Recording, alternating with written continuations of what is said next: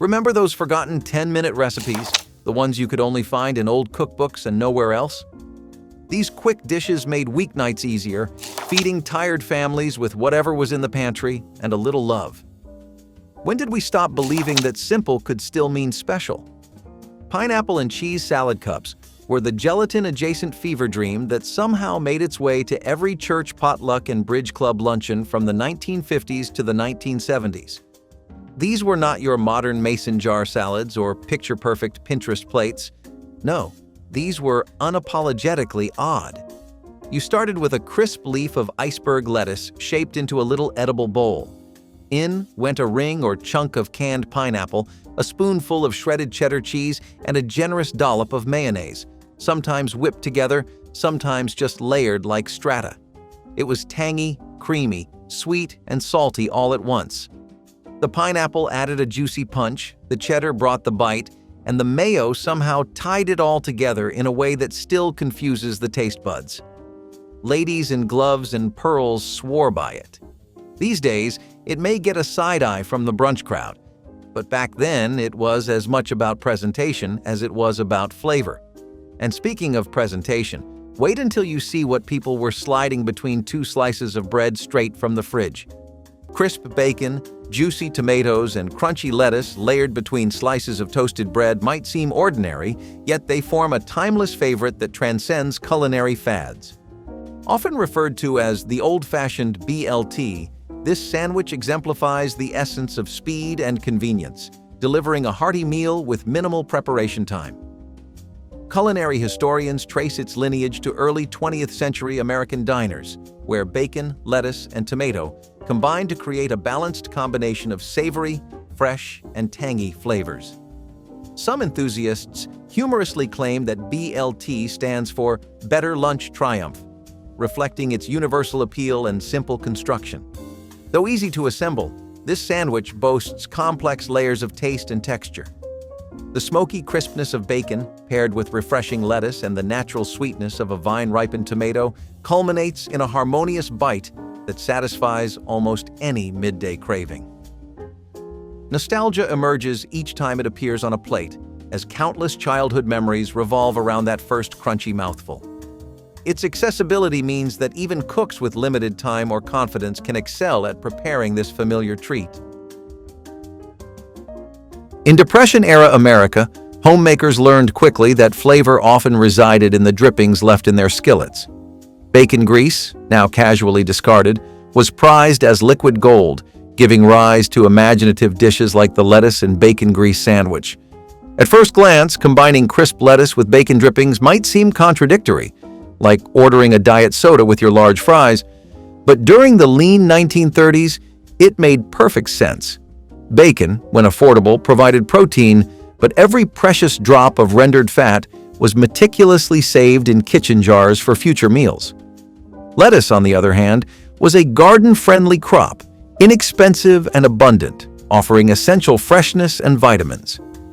Clever cooks of the time combined these humble ingredients, lightly dressing freshly picked lettuce leaves in warm bacon grease, sprinkling them with salt, then sandwiching them between bread slices. Surprisingly delicious, the grease transformed mundane lettuce into something savory and satisfying. Historical cookbooks and government-issued pamphlets frequently promoted bacon fat as an affordable seasoning, suggesting it could practically perform culinary miracles. One in particular is something we're going to be taking a closer look at, and this time it's pina colada molded salad. This dish is the perfect example of what I'm talking about. It shows the elements of American cuisine slowly changing, with the introduction of more and more pineapple in salads and homemade dishes and other tropical ingredients like coconuts. It also foreshadows how much of a key player gelatin would eventually become in the overall landscape of American eating. This was usually lemon-flavored gelatin, and it was one looker of a dish, if nothing else, thanks to the use of it. It also helped that it had such vibrant and colorful fruits paired up with it too. Maraschino cherries and some pineapple do wonders for your aesthetic. Some people would also take it just a step further and add in rum flavoring, which would make the dish resemble a typical pina colada cocktail a lot more. All in all, it was one of the best and most fun ways to enjoy a salad again. deviled ham and pickle toast melts were the open-faced sandwich you never saw coming, but once you tried it, you could not forget it. This was lunch in the post-war pantry, when every cupboard held a can of Underwood deviled ham and every fridge had a jar of pickles waiting to be chopped. You started with a slice of bread, usually white or rye, and spread a thick layer of the deviled ham across it. Then came the diced pickles, sweet, dill, or whatever you had, and a square of American cheese slapped right on top. Into the broiler it went until the cheese bubbled and browned at the edges, forming a molten crown over that salty, tangy mix below. People served these for lunch, for dinner, and even as after-school snacks when kids came stomping through the door looking for something real. And somehow, it always delivered. But if you thought that was a creative twist on toast, just wait until we swap the milk for orange juice in your next breakfast classic. Captivating sweet tooths for generations, this modern spin on an old-fashioned treat exudes practicality at every step. Microwave apple crisp soared in popularity once microwave ovens found their way into everyday kitchens during the 1970s, granting families a shortcut to indulge in warm, fruit-filled desserts.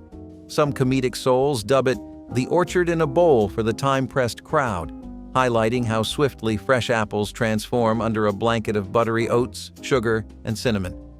Historically, variations of fruit crisps date back to at least the early 1900s in the United States, but never before had they been prepared in mere minutes. While the microwave's arrival revolutionized countless recipes, this comforting dessert retains the hallmark aroma of baked apples and spiced topping, ensuring a pleasing contrast between tender fruit and crumbly crust. Culinary experts confirm that apples supply essential nutrients, underscoring its practical appeal for health-conscious dessert lovers. Its simplicity ensures that even novices can assemble it swiftly, combining pantry staples such as oats, flour, and sugar.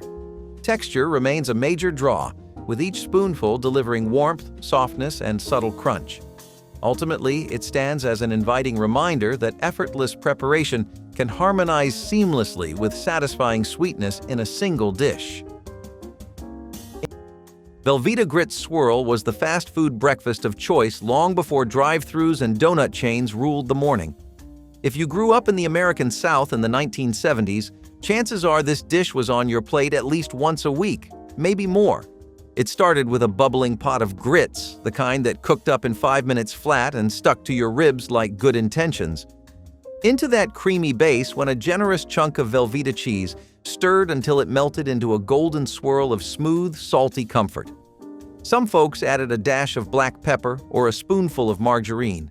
It was rich, filling, and easy to make in big batches, which is exactly why it became a favorite at church breakfasts, diner counters, and crowded family tables.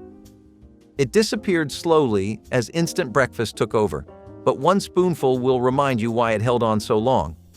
Still, not every old-school breakfast had to be savory. Some were as wiggly and sweet as a dance floor on prom night. Gone are the days when an elaborate breakfast demanded pans, spatulas, and endless cleanup. Ingeniously capturing the essence of a quick morning fix, Microwave Mug Omelette merges practical convenience with a dash of culinary nostalgia. Many home cooks recall the 1970s introduction of the microwave, which revolutionized meal preparation and inspired an avalanche of rapid one-vessel recipes. By simply whisking eggs with diced vegetables, cheese, or herbs, and then heating them in a sturdy mug, anyone can achieve a fluffy, protein-rich breakfast in under 2 minutes. This technique, celebrated for its simplicity and accessibility, offers a minimal mess solution that resonates with busy individuals seeking a flavorful start to the day. Nutritional data underscores eggs as a reliable source of essential nutrients, and combining them with fresh add-ins boosts overall appeal. Taste and texture remain surprisingly satisfying, especially when warm cheese melts into every tender bite. The entire process harks back to an era when microwaves were cutting edge, and people yearned for labor-saving techniques without sacrificing home-cooked goodness. In a time when food waste was practically unthinkable, even potato scraps found their way onto dinner tables as an ingenious sandwich filling known as the fried potato peel sandwich. During the Great Depression, resourcefulness wasn't just admired, it was essential for survival. Potato peels, typically discarded today without a second glance, became the surprise stars of family meals when frugal cooks discovered that frying them crisp and sprinkling a touch of salt transformed kitchen waste into an affordable delicacy. Potatoes were abundant, inexpensive, and nutritious, making them a cornerstone of Depression-era cooking. Yet their peels often held valuable nutrients, something homemakers recognized instinctively, long before modern nutritionists praised potato skins as vitamin-packed. Clever cooks stretched resources by saving these peelings, crisping them to crunchy perfection, and layering them between slices of bread for a sandwich that was satisfying, flavorful, and, importantly, dirt cheap. Remarkably, newspapers and food columns of the 1930s openly suggested frying potato peels to add bulk and nutrition to scarce diets, turning desperation into culinary inspiration. One of the best examples I have of beans being the phenomena they were is 3-bean baked beans. Yes, this was a dish that consisted entirely of different kinds of beans, and it is actually so much better than you're thinking. This variation was kind of like a bean casserole, and it was made using 3 different kinds of typical southern beans.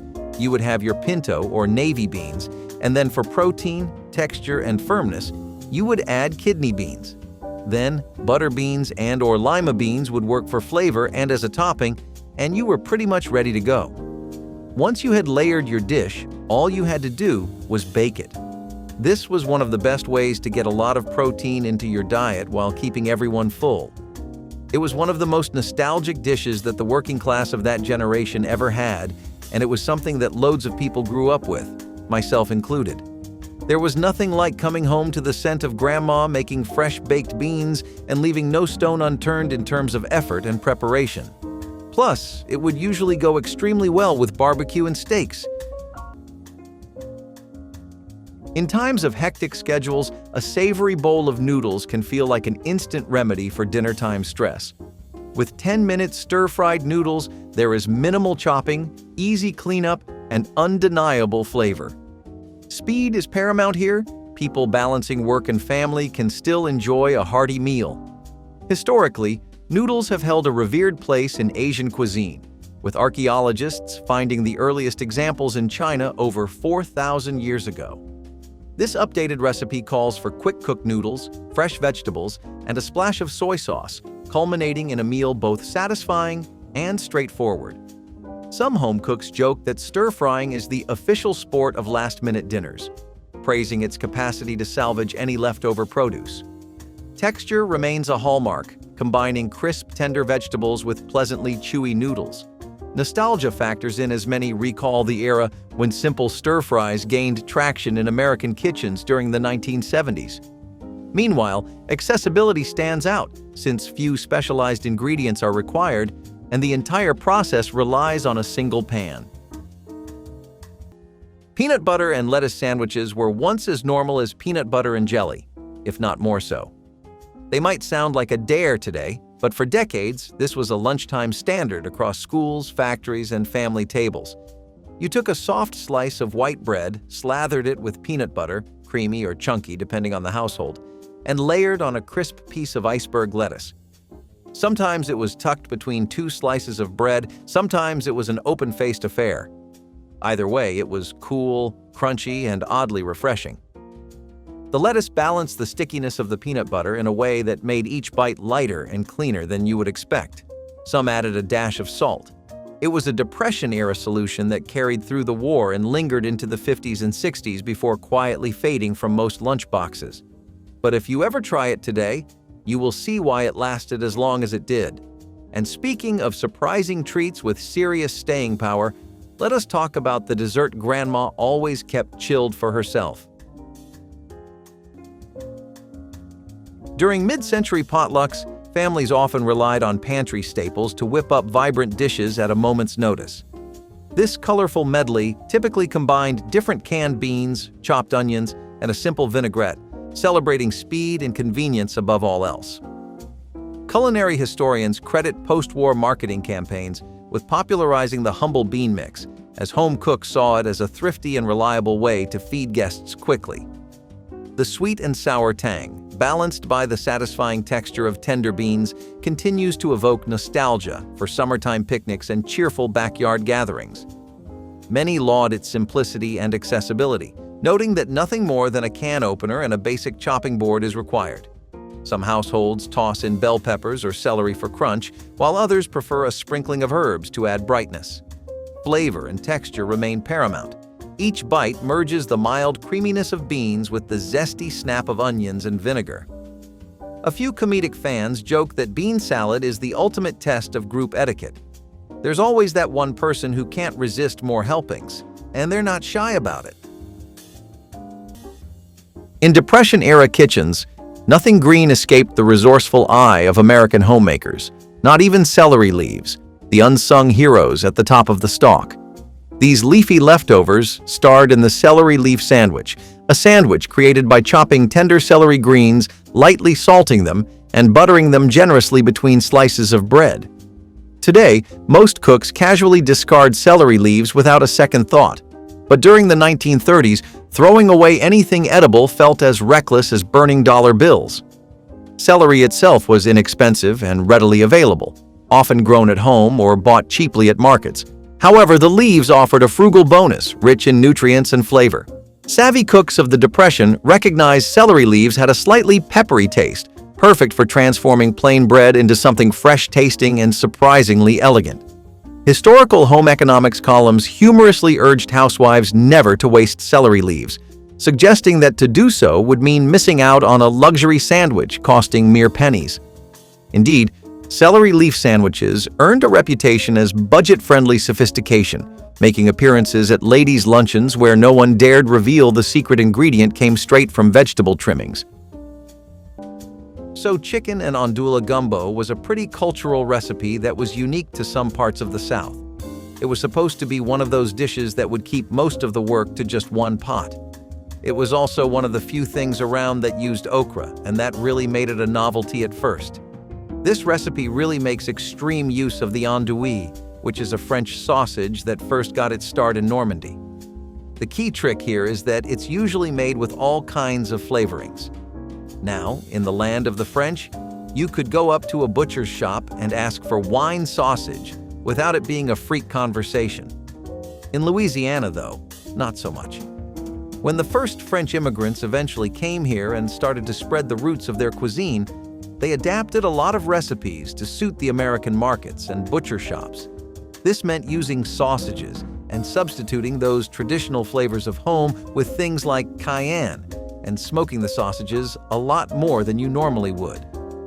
Gumbo, on the other hand, is a dish right out of the heart of African traditions in a variety of cultures. It's a stew that got really popular in Louisiana, and for good reason. The combo with andouille was lethal, as the spicy sausage worked perfectly with the rich and vibrant flavors of gumbo.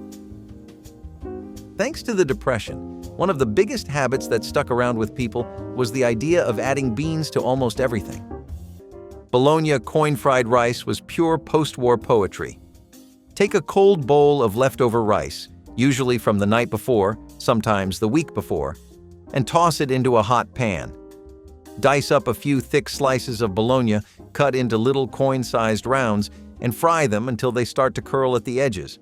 Add a splash of soy sauce, maybe a dash of Worcestershire if you were feeling fancy, and stir until it all browned up just enough. It was like every international flavor you had ever dreamed of, filtered through an American pantry, and the whole thing came together in 10 minutes or less, making it perfect for late-night cravings or early morning leftovers. It was a little bit of everything in one pan. But if you want to talk about strange sandwiches that somehow earned a place in family memories, you will want to take a bite out of this next leafy, sticky, surprising classic. Garlic-scented, spicy, and elegantly minimal, this Italian treasure draws hungry fans with its impressive simplicity. 10-minute pasta aglio e olio soared in popularity thanks to its swift cooking time, making it ideal for busy households yearning for full-bodied flavor. Historians trace its roots to Naples, where garlic, oil, and chili flakes found their way into countless frugal suppers, proving that even minimal ingredients can create culinary magic. Enthusiasts often joke that this one-pot wonder is proof you don't need a full Italian culinary degree to impress guests, though precision in cooking pasta al dente remains key. Simplicity and accessibility shine through as garlic-infused olive oil blankets each strand, introducing a subtle heat that blends beautifully with the starchy richness. Nostalgia lingers because generations have embraced it as an homage to rustic Italian peasant cooking, where fancy sauces take a back seat to wholesome foundations. For those keeping an eye on speed, a 10-minute cook time makes this enticing for weeknight dinners, unexpected guests, or even late-night cravings. In Depression-era kitchens, sorghum syrup quietly became a valuable pantry staple, sweetening life just enough to make tough days tolerable. The sorghum and butter sandwich, featuring rich sorghum syrup generously spread alongside butter, illustrated precisely how clever Depression cooks stretched limited resources into meals both comforting and economical. Sorghum, extracted from cane-like plants widely cultivated across the rural South and Midwest, was more affordable and easier to produce than refined sugar. Interestingly, families often pressed and boiled their own sorghum syrup at community gatherings, turning it into a social event where neighbors pooled resources and swapped stories, a rare, bright spot amid hardship. Butter, though pricier and rationed carefully, complemented the syrup's earthy sweetness, elevating plain bread into something genuinely indulgent.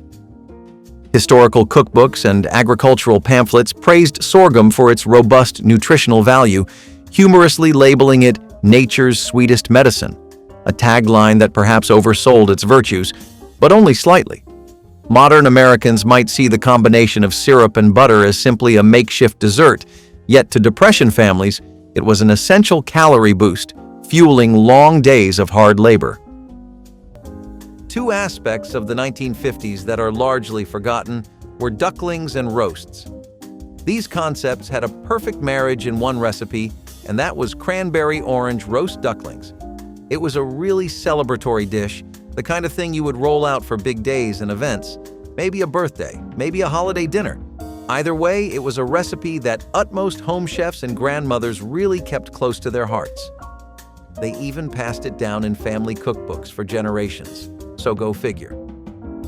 One of the best things about this dish was also its use of cranberries, which are particularly a holiday season favorite in America. The ducklings were used for their tender meat, and the roasting was done to give it some crispy skin and juicy meat. This was one savory dish that also used a lot of sweeteners on top of the already zest-filled oranges. It used things like maple syrup and honey, and this was actually done so that the cranberries wouldn't be too overbearing. You had to be pretty thorough with the prep work here, which is why it was a dish that veteran grandmothers excelled in. Coronation instant milk pops were the kind of frozen snack you made when there was no ice cream in sight and no money to buy any. Powdered milk, a kitchen essential during tighter times, took on a new life in this simple, chilly treat. You mixed the powdered milk with water, stirred in sugar to taste, and added a splash of vanilla for that sweet, creamy edge. Pour it into paper cups, drop in a wooden stick, or a plastic spoon if that's all you had, and freeze until solid. The result? A homemade popsicle that was cool, milky, and surprisingly comforting. Some families added mashed bananas, instant coffee, or cocoa powder to shake things up, but the original vanilla version was the favorite for a reason. These milk pops felt like summer camp, backyard sprinklers, and dollar store toys all rolled into one.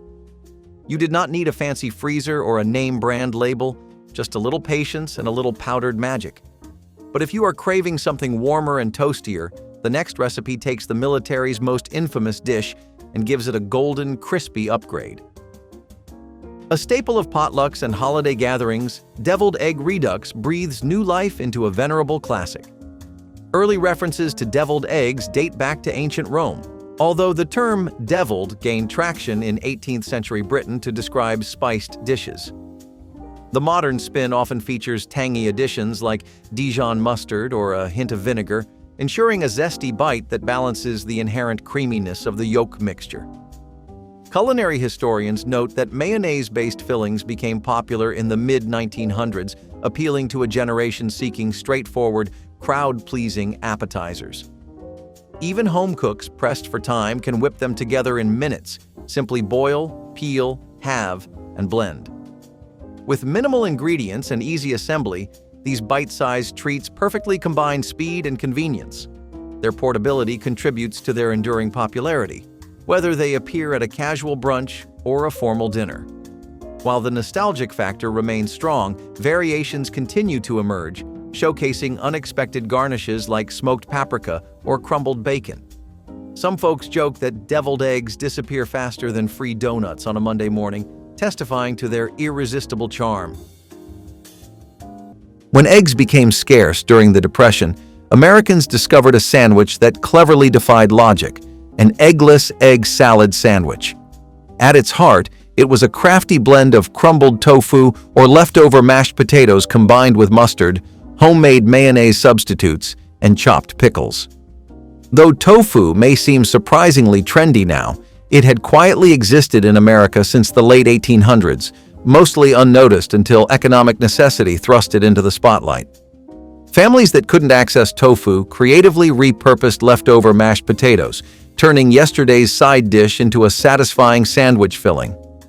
Depression-era homemakers found mustard's sharp bite and pickles' tanginess essential in creating the illusion of traditional egg salad flavor, ingeniously masking the absence of real eggs. Interestingly, mayonnaise substitutes, often a mixture of flour paste, vinegar, and seasoning, were promoted widely through government pamphlets and cooking columns as money-saving kitchen miracles. Food writers enthusiastically suggested these eggless spreads provided all of the flavor, none of the hen, helping families laugh through tough culinary adjustments. For a lot of Depression-era related reasons, soup had become especially popular in America, especially cream soup, and one of the easiest ones to make was cream of celery soup. This was a traditional recipe that was popular in the South for many years. It was used to give easy nutrition to families and feed people on a budget. Both happened to be things that this recipe excelled at in particular. People would usually go extra hard on the cream to add some real texture to it, and it stopped feeling like a soup at some point with particularly cream-focused families. Still, it was good for getting some greens into people's diets, especially kids. People would typically just serve this with bread or another main course, but the dish was fine enough to eat on its own too. You might be wondering what I meant when I mentioned the Depression, though. During that entire period, and thanks to the war efforts later on too, soups and Americans had become pretty much best friends. They were one of the most convenient and healthiest ways to feed a crowd, and the acquired taste wasn't something the public was shaking off anytime soon. In the realm of no-fuss lunches, there's an easy concept that merges convenience with satisfying flavor. The ham and Swiss Rollup soared in popularity during the mid-20th century, when quick sandwich solutions became standard for busy households. By layering deli-sliced ham and Swiss cheese, then rolling them with a hint of tangy mustard, families could prepare a crowd-pleasing snack or light meal in under 5 minutes. Some comedic observers note it's the perfect dish for those who find sandwich bread superfluous, but nutrition experts appreciate its potential for lower-carb adaptation. Beyond its speed, the combination of savory ham and creamy Swiss imparts an enjoyable interplay of flavors, while the rolled format adds a playful texture. Historically, this approach aligns with the trend of finger foods that gained traction at potluck gatherings and backyard parties in the 1950s and 1960s. The minimal ingredient list highlights simplicity, making it accessible to nearly any home cook. Whether served as a quick lunch or a party appetizer, it evokes nostalgia for an era that prized resourcefulness in the kitchen. Apple butter and saltine stacks were a snack with a story, and usually your aunt told it while pouring you a glass of Lipton. This was not a dessert, not exactly a sandwich, and not quite a cracker plate either. It lived in its own little space of Southern tradition and back porch simplicity. You started with a stack of saltine crackers, spread a generous smear of apple butter across each one, and kept stacking until you had a small, sweet tower. The saltiness of the cracker mixed with the spiced, sticky apple butter in a way that felt like dessert without ever trying to be. It was cheap, easy, and did not need a fridge or oven, just a knife and a little care. These little stacks were served with afternoon tea, late-night coffee, or slipped into lunchboxes wrapped in wax paper. And no matter how simple it was, it never felt like a second-rate treat. But if you thought stacking crackers was creative, wait until you see what happened when cereal met French toast. At a time when pantries were sparse, one modest vegetable quietly rose to culinary prominence, notably paired with vinegar to create the onion and vinegar sandwich. Thinly sliced onions marinated in tangy vinegar with just a pinch of sugar might sound like a questionable lunch choice today, but during the Great Depression, this humble sandwich was a household staple. Vinegar, cheaply produced and easily accessible, became an indispensable tool for Depression-era cooks trying to stretch limited ingredients into flavorful meals. Onions thrived effortlessly in backyard gardens, making them abundant even when money was scarce. But onions had another appeal. Their sharp bite helped mask the taste of stale bread, a constant companion during hard economic times. Home cooks discovered that marinating onions briefly in vinegar not only mellowed their pungency, but also produced a refreshingly tart flavor, transforming the simplest sandwich into a delicacy. Remarkably, onions were so valued that Depression-era food guides suggested planting them as an emergency food supply, alongside potatoes. This sandwich perfectly encapsulated the ingenuity of an era when resourcefulness wasn't merely admirable, but essential for survival. During the Great Depression, food scarcity pushed resourcefulness to new heights, turning even backyard weeds into life-saving nourishment. A prime example was the dandelion greens sandwich, made from tender, freshly foraged dandelion greens sautéed briefly in bacon drippings or butter, proving the old adage true: one person's weed is another person's lunch. Dandelions flourished freely, thriving on roadsides and lawns, offering a nutritious, vitamin-rich option readily available to anyone willing to forage.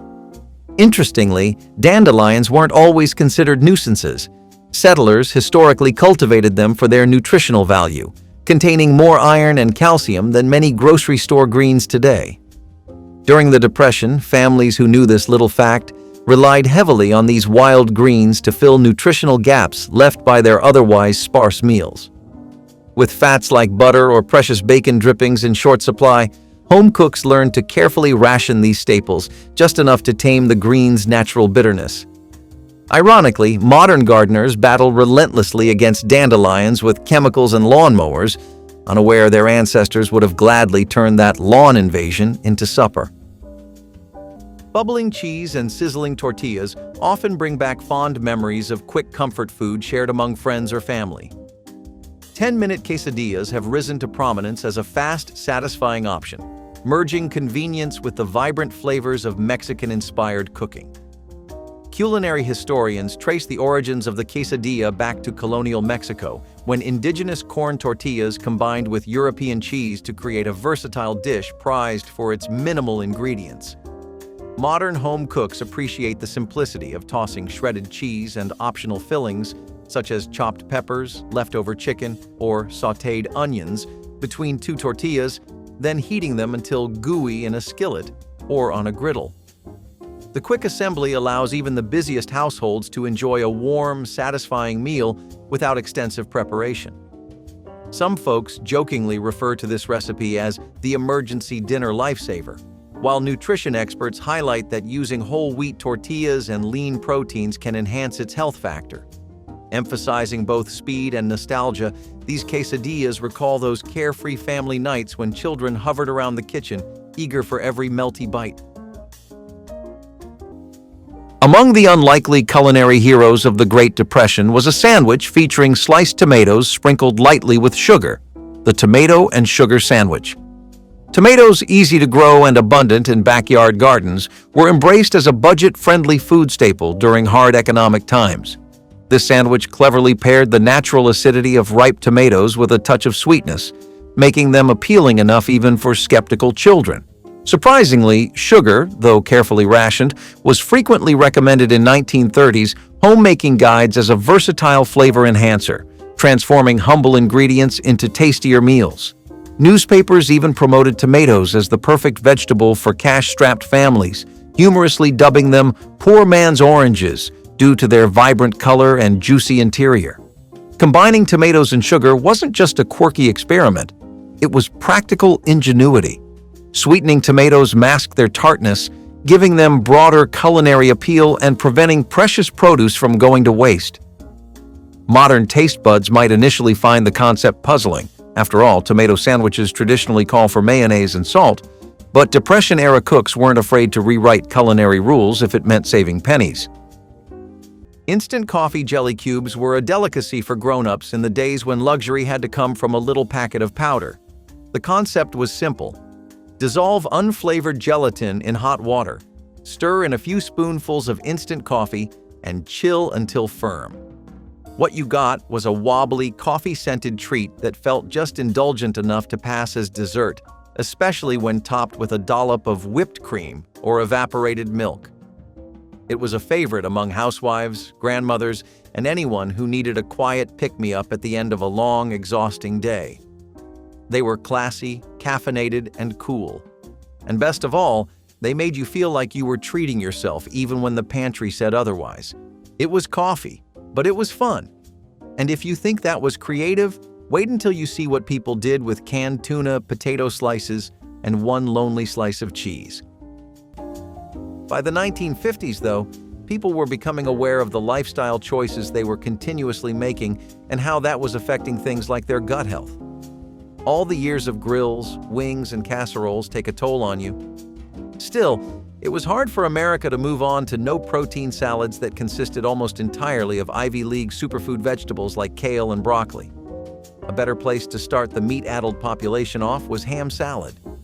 This tangy, creamy salad involved a lot of diced ham blended with mayonnaise, mustard, pickles, onions, and just about every other familiar crutch you would need to get you into the habit of eating a salad. It wasn't the healthiest one, so to speak, but it was definitely a lot tastier and easier to swallow. Plus, you could throw in some croutons for some real fun and actually get to enjoying your salad. It was inexpensive too, since a lot of these vegetables aren't really ones that sink their teeth into your wallet. Ham is also one of the most common things in anyone's pantry, so it didn't take a lot to get familiar with this recipe. Ritz cracker meatless loaf slices were the post-war solution to a missing protein and a shrinking grocery budget. With meat rationed or just plain too expensive, people turned to the humble cracker as a substitute base for something hearty. You started by crushing Ritz crackers into crumbs. Fine, buttery crumbs that practically melted in your fingers. Then you added milk, egg, and seasoning. Onion powder, garlic salt, maybe a bit of parsley if you had it. Mix it all together until it held its shape.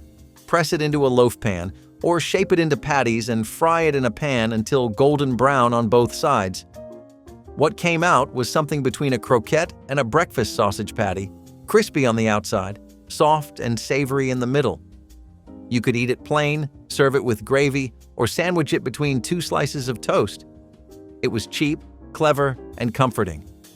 But if you are looking for a meatless meal that looks as wild as it sounds, just wait until we serve you cheese and pineapple in a lettuce cup.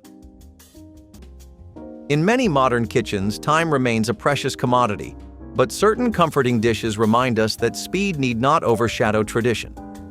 Instant egg drop soup fits this mold perfectly, bridging centuries-old techniques with modern convenience. Historically, egg drop soup features lightly whisked eggs stirred into steaming broth, forming delicate ribbons that float amidst savory flavors. Culinary records trace its roots back to Chinese cuisine, where efficiency in preparation blended seamlessly with nutritional balance. Restaurants popularized the dish in the United States throughout the 20th century, and home cooks embraced it for its swift assembly and gentle warmth. The texture stands out for its silky egg ribbons, complemented by subtle onion or scallion notes, culminating in a delightfully simple bowl. The entire process, from boiling water to swirling eggs, can be completed in under 10 minutes, ensuring that families with hectic schedules find a hearty remedy for weeknight dinners. Versatility emerges as well, as one can season it with ginger, soy sauce, or even leftover vegetables. It's a testament to how minimal ingredients can yield maximum comfort. When grape jelly teamed up with Bologna during the Depression, the combination created more than confusion. it birthed an unexpectedly beloved sandwich, the Bologna and jelly sandwich. At first glance, pairing thinly sliced, inexpensive Bologna meat with sweet grape jelly might seem like a culinary accident, but in the context of 1930s America, it was nothing short of brilliant ingenuity. Bologna was a Depression staple because it stretched meat budgets further than any cut of beef or pork ever could, appearing in kitchens nationwide as the quintessential poor man's steak. Similarly, grape jelly, often homemade from wild or backyard grapes, offered a cheap, sweet contrast readily available in most households. The salty, savory taste of Bologna unexpectedly complemented jelly's sweetness, creating a sandwich quirky enough to please even skeptical palates. Interestingly, early cooking pamphlets and newspapers occasionally endorsed this odd pairing, promoting it as a practical yet flavorful way to diversify Depression-era diets. Far from being merely an oddity, this sandwich underscores how cleverly resourceful our grandparents were, turning modest ingredients into sandwiches both memorable and satisfying.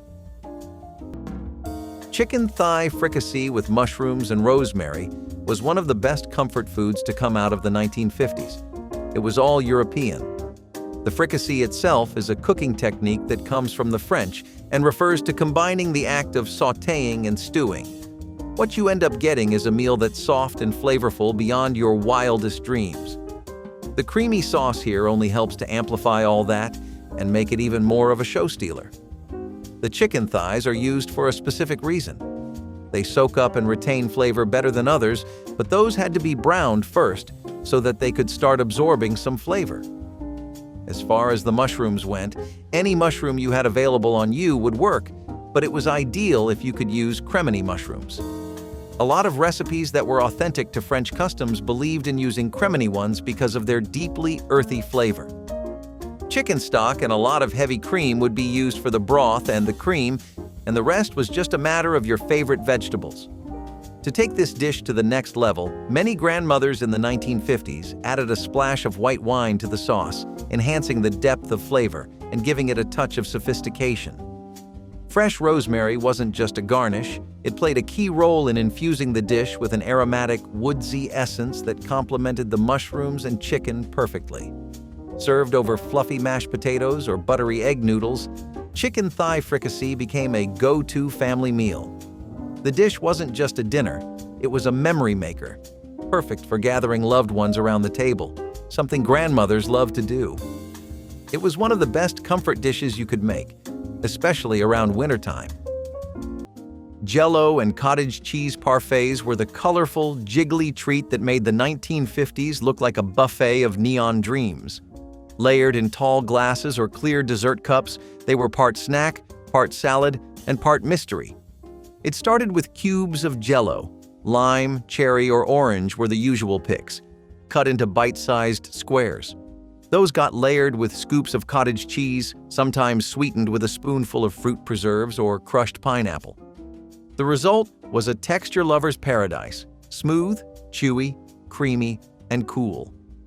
And despite how strange it sounds today, it was actually seen as a balanced dish: protein, fruit, and a bit of sugar, all in one.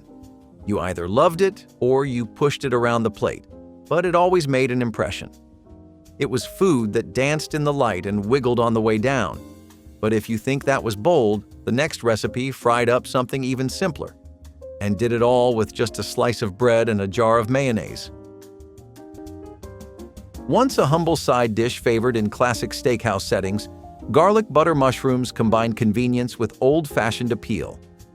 Across mid-century homes, mushrooms were praised for their distinctive earthiness and ability to soak up flavors, though some comedic observers quip that these little sponges find redemption in enough melted butter and garlic.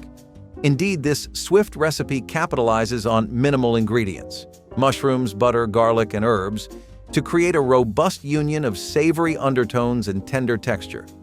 From stovetop to table, the entire process unfolds in minutes, making it a valuable option for busy families balancing packed schedules. Experts note that mushrooms, often referred to as nature's hidden gems, offer vitamins and minerals that complement balanced meals. For those prioritizing efficiency, there's no complicated technique involved. Simply saute and season, ensuring that flavor remains front and center. This straightforward approach underscores the accessibility of an ageless favorite. No advanced culinary training required. Back in the harsh realities of the Great Depression, families turned to pantry essentials that delivered calories and sweetness without breaking their limited budgets. Enter the humble yet hearty molasses sandwich. Thick molasses, generously drizzled onto slices of bread and occasionally sprinkled with salt, emerged as a popular lunchtime choice, not just out of necessity, but because it provided a rare moment of sweet indulgence during tough times.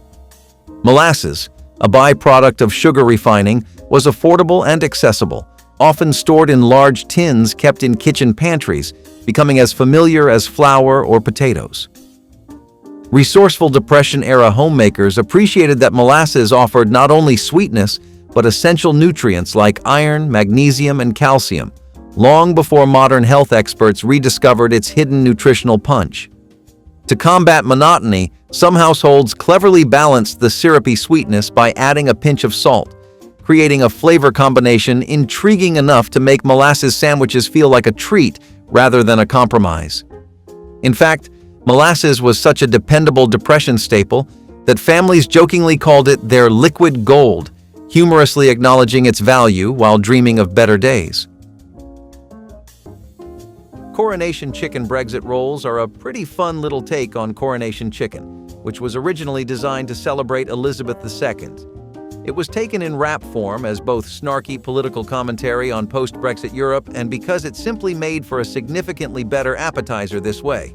Don't ever let people tell you your food can't be political, because it definitely can be. This version of Coronation chicken is the perfect British snack to have at a party or to keep a bit of with you.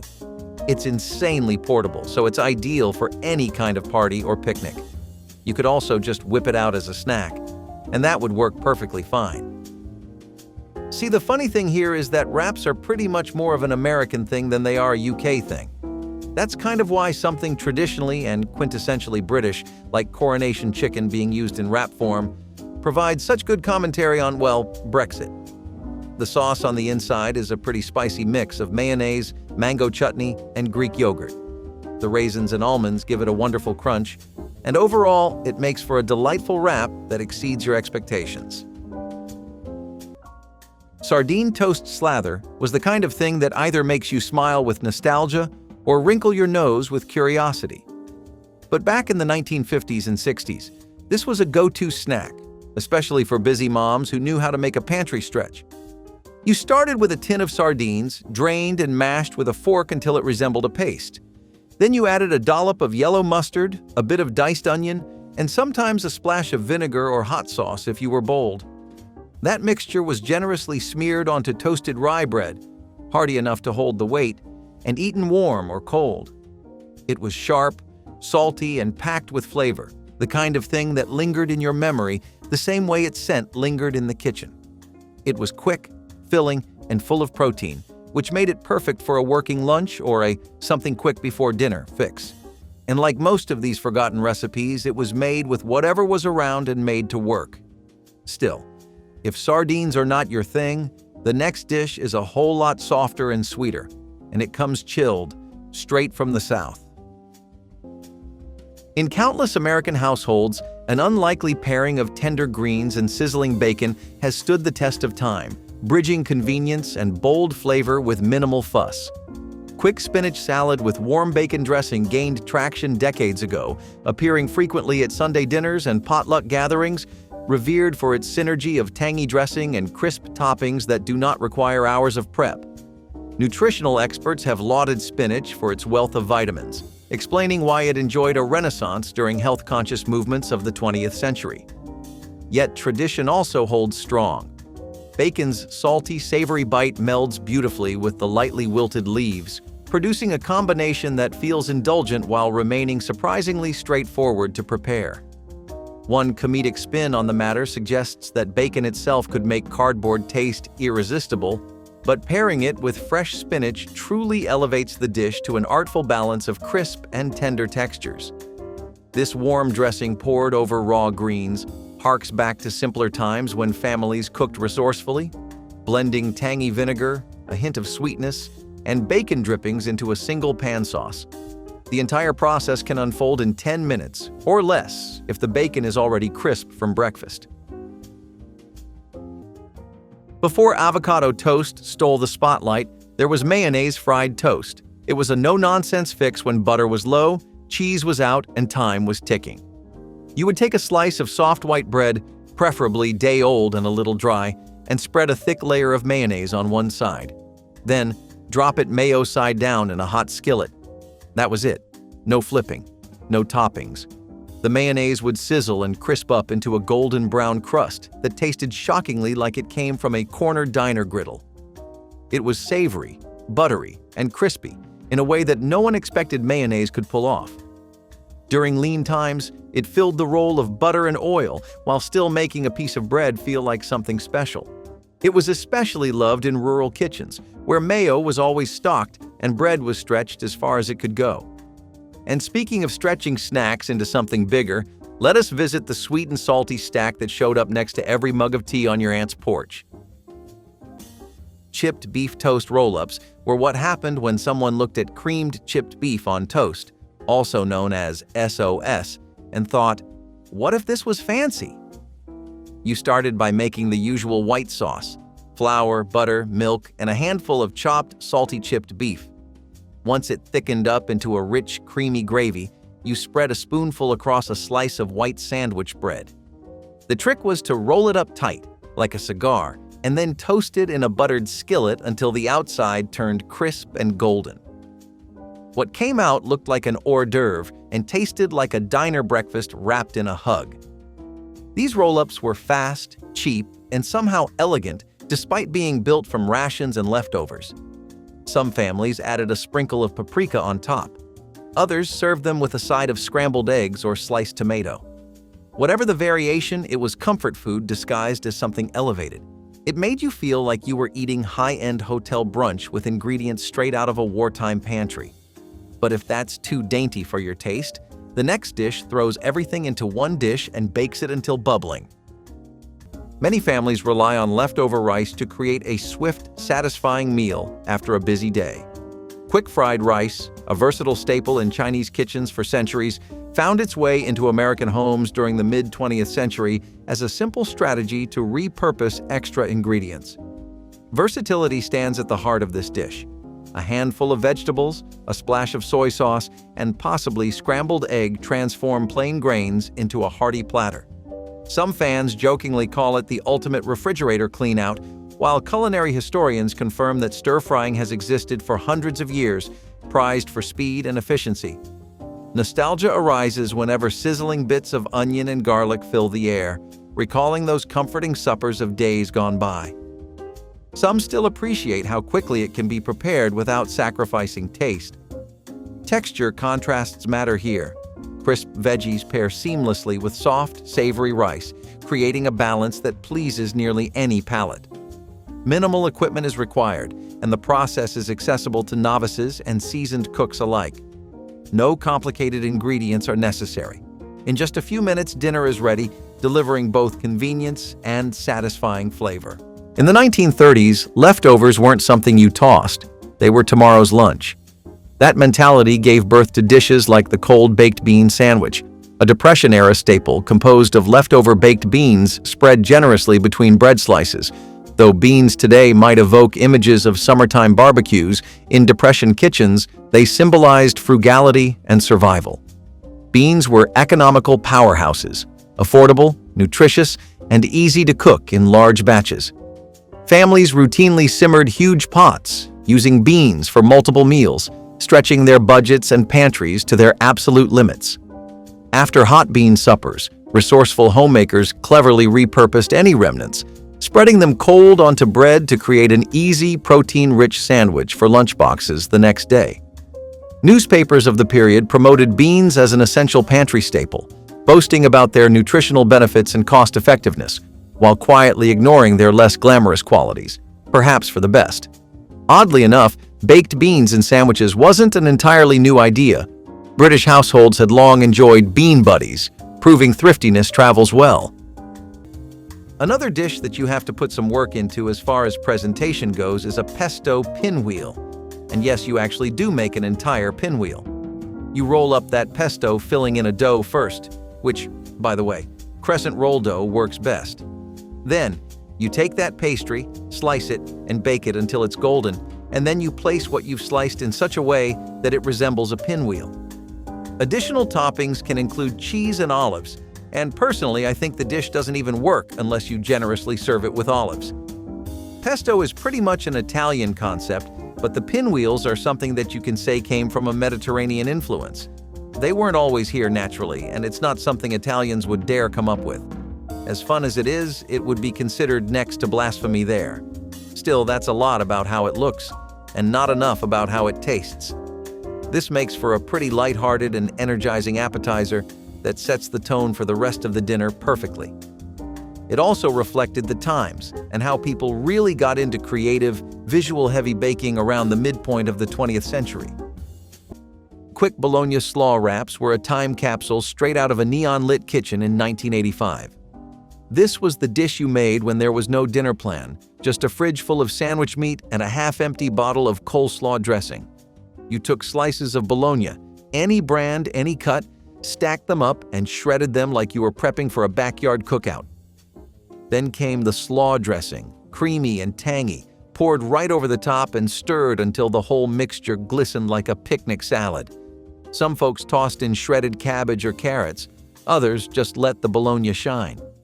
Scoop that into a tortilla, roll it up tight, and you had a cold wrap that somehow tasted like a summer road trip. It was rich, salty, sweet, and didn't need a stove, which made it perfect for lunchboxes, poolside snacks, or a quick bite before a big night of watching rented movies on VHS. It was easy to make, easy to eat, and gone before you knew it. And if you think that sounds retro, just wait until you see how people turned powdered milk into the frozen treat of childhood dreams. Some consider grilled cheese the ultimate comfort sandwich, but there's an old-school spin that adds a refreshing surprise. Retro grilled cheese with a twist merges timeless nostalgia with modern flair, making it a swift option for busy weeknights. Historically, grilled cheese soared in popularity when affordable sliced bread and processed cheese took center stage during the mid-20th century, appealing to families seeking easy, budget-friendly meals. The fundamental pairing of molten cheese and crisp, buttery bread remains irresistible, yet this variation introduces tomato slices or aromatic herbs, imbuing new layers of flavor and texture. It's not rocket science, but it might just make you a local legend among your neighbors. Experts note that tomatoes contribute a juicy brightness, offsetting the richness of melted cheese, and the potential for creative add-ons is endless. Many appreciate the speed at which this sandwich can be prepared, typically in less than 10 minutes, satisfying urgent cravings without sacrificing taste. Lining up these ingredients on the countertop and warming a skillet or griddle seamlessly fits the pace of modern life. When times grew tough in Depression-era America, families turned to preserving foods, making homemade spreads like apple butter, a prized pantry staple. The apple butter and cheese sandwich, a modest pairing of homemade apple butter and thinly sliced cheese, became a favorite because it cleverly combined two readily available ingredients into a filling, flavorful meal. Apple butter, a concentrated sweet spread slowly simmered from bruised or imperfect apples, allowed families to make use of fruit that otherwise might have gone to waste. Apples were abundant and inexpensive during the fall harvest, so resourceful home cooks preserved them carefully to ensure supplies lasted through harsher winter months. Cheese, although slightly more precious, was often rationed in thin slices, stretching each small block to maximize meals without emptying the purse. Cookbooks of the 1930s praised apple butter sandwiches as a satisfying way to provide necessary calories cheaply, perhaps quietly suggesting they tasted better than some other thrift-driven concoctions. Green beans amandine was pretty much that concept put to daily use. Beans were one of the most inexpensive things you could grow or buy, and they would go with just about every kind of recipe you were used to. A lot of home chefs really prioritized practical cooking over having flashy recipes that took a lot of prep work and barely any time to finish. Don't get me wrong, they could do those too. But you're here for some easy and good recipes to make at home, aren't you? Amandine was also one of the best things to serve as an appetizer at parties because it worked really well as something to munch on while you talked and socialized. It also worked as an entree in French restaurants because it was light enough that you'd still have a lot of room left over, but it was still perfect for getting your appetite warmed up. Egg in a Bologna ring was breakfast magic, pure and simple. You started by slicing a ring into a thick slice of Bologna, either by cutting a small hole in the middle or folding the edge to shape, and then tossing it into a sizzling pan. Once the Bologna started to curl and crisp, you cracked an egg right into the center. The egg cooked neatly inside its salty, sizzling border, soaking up flavor from the meat while holding its sunny side-up charm. It was a fun twist on the classic egg in a hole, but cheaper, quicker, and way more flavorful. No need for toast when Bologna had your back. It was fast, filling, and felt just rebellious enough to make kids love it and adults pretend they only made it for the kids. It came straight from the 1960s kitchen playbook, back when everyone was experimenting with processed meats and fry anything philosophies. And speaking of inventions that did not need meat to win you over, our next stop proves that a box of crackers could do the job just fine. In culinary circles, shrimp scampi often conjures images of sophisticated restaurants, yet it can be crafted in a flash at home without fuss. Earning the moniker Speedy, this streamlined version harnesses fresh shrimp, garlic, butter, and lemon to produce a dazzling entree in mere minutes. Historical records indicate that the term scampi originally referred to small lobsters known as langoustines in Italy, but American cooks embraced shrimp for a more accessible twist on the classic approach. Even minimalists find it gratifying. A swift sauté brings out succulent textures while blending buttery richness with citrus tang. Devotees consider it an ideal solution when time is scarce, but flavor must shine. Some playfully note that it keeps dinner guests from scuttling off early, thanks to its irresistible aroma. Indeed, experts praise shrimp as a great source of lean protein, and with modern supply chains, it remains widely available. Because ingredients are straightforward and easy to obtain, this recipe demonstrates that culinary elegance doesn't require intricate steps or hours of work. Served over pasta or alongside crusty bread, the warm, garlicky sauce appeals to both connoisseurs and casual diners. For American families battling tight budgets during the Great Depression, innovation became the true mother of necessity, especially when pairing unlikely pantry items like peanut butter and pickles. The peanut butter and pickle sandwich, featuring crunchy peanut butter generously layered alongside sliced dill pickles, was one clever response to empty cupboards. Peanut butter surged in popularity during the 1930s, partly because it provided inexpensive protein at a fraction of the cost of meat. Pickles, meanwhile, represented resourceful preservation, allowing frugal households to stretch cucumber harvests throughout the entire year. Combining these affordable staples, home cooks found the creamy, salty peanut butter balanced perfectly with the tangy bite of dill pickles, making an oddly delicious sandwich. Notably, newspapers of the Depression era often recommended peanut butter sandwiches precisely for their nutrition, calling them a poor man's steak, while pickles added zest, vitamins, and some much-needed crunch. Though today's diners might initially raise an eyebrow at this unusual duo, peanut butter and pickle sandwiches weren't considered oddities back then. Country Captain Chicken, on the other hand, has some roots that go right back to the spice trade between India and America during the 18th and 19th centuries. It was apparently a British recipe that was made using Indian inspirations, and the term country captain was pretty much used by sailors back then to refer to Indians who were landholders. It was extremely common in Georgia and South Carolina, and it was one of the very first examples we have of real fusion food. Country Captain Chicken itself is a curry stew that has boned chicken, lots of bell peppers, an extreme amount of garlic, and just a touch of curry powder here and there. Then, you put in some raisins and dried fruits for some additional firmness and sweetness, and you're pretty much good to go. In the South, this was a massively celebrated dish. It even had fans up in the White House, as reportedly, Franklin Roosevelt and George Patton were apparently big fans of the dish. It's one of the earliest examples of American cuisine that has a midway point between American, British, and Indian influences. And it didn't take a long time for this dish to spread outside of the South, too. If you really want to go the retro route, then you can't go without exploring all the gelatin madness that took over the 50s. It was a big trend, too, especially with your salads. During wartime rationing, a square tin became a household staple and soon found its way into countless recipes.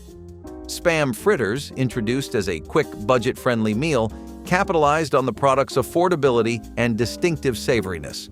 The result combined convenience with a golden crunch, allowing families to transform humble slices of canned meat into a comforting treat.